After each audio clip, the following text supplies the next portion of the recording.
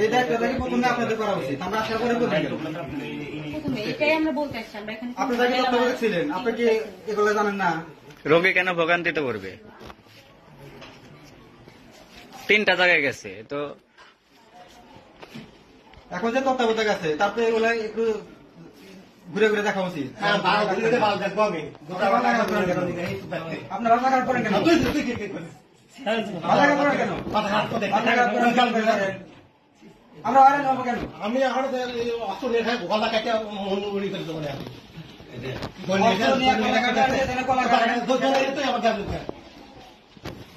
এখানে তো শুধু বলতে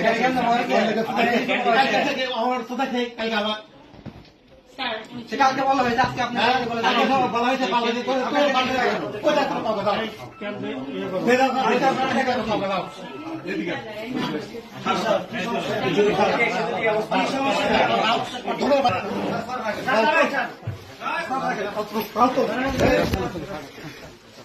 ধন্যবাদ।